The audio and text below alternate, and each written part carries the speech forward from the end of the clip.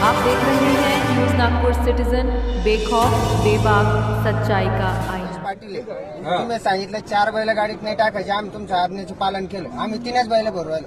3000 रुपयाची गाडी करून येतो, हे बैल कापायचे का? हे शेतकऱ्यांनी काय करायचं? तुम्ही मरेल बैल असेल, डंगर बैल असेल, याला तुम्ही धरू शकता, गाईला धरू शकता.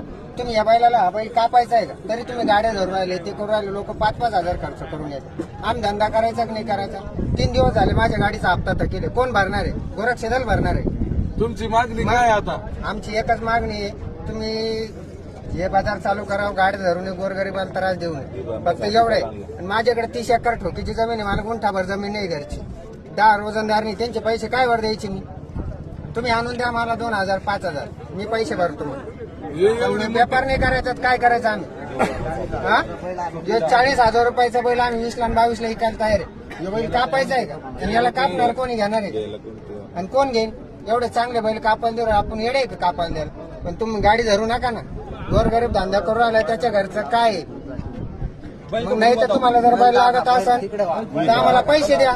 माझ्याकडे 30 एकर जमीन आहे, मला 100-150 गोणी खत लागत आहे, घेऊन द्या. काय करणार आहे? 20-25 हजार रुपयाला बैलाला कोणी काही नाही. 35,000 रुपयाचा खरेदीचा बैल झाले. 15 दिवसापून बैल सांभाळून राहिलो. नाही तर चला माझ्या वावरात आता पाहायला मला 40,000 रुपये रोजंदारी द्यायची.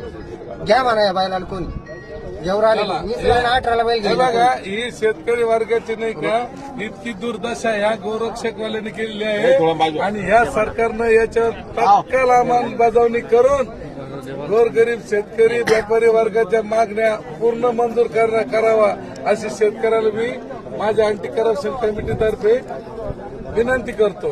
आणि बाजारात नाही का पुन्हा वैभवशाली भरण्यासाठी नाही का शेतकरी वर्गाला अभिवादन करतो की तुम्ही सगळ्यांनी नाही का एकजुटीने राहून या आंदोलनाला साथ द्या, म्हणजे जेणेकरून आपण नाही का सक्सेसफुल होऊ. हे गोरक्षवाले धंदा करते, याच्यासाठी काय धरते तिकडे विकतात आणि पाठीमाग पुढून घेतात, मागून विकतात. त्यांच्याकडे आतापर्यंत जे जमा झालेले आहे जनावर आहे त्याच्यापैकी एकही जनावर त्यांच्याकडे नाही. कारण ज्या वेळेस शेतकरी वर्गाचे व्यापारी वर्गाचे त्यांनी आतापर्यंत पावत्या घेतलेले आहे, दाखले जमा करून घेतलेले, पोलीस स्टेशनमध्ये त्यांच्यावर तक्रारी गुन्हे दाखल केलेले, तर ते जनावर जर बघायला गेलं तर आताच्या घडीला तिकडे गोशाळेत कोणत्या ठेवलेले आहे त्यांनी दाखवून द्यावा. त्या गोशाळेमध्ये ते जनावर राहिलेलं नाही. म्हणून त्या गोशाळेवाल्यावर तात्काळ कारवाई करून गोरगरीब वर्गाला नाही की न्याय मिळून बाजार चांगले दणदणीत भरून देण्यात यावा, एवढीच विनंती करतो. थँक्यू.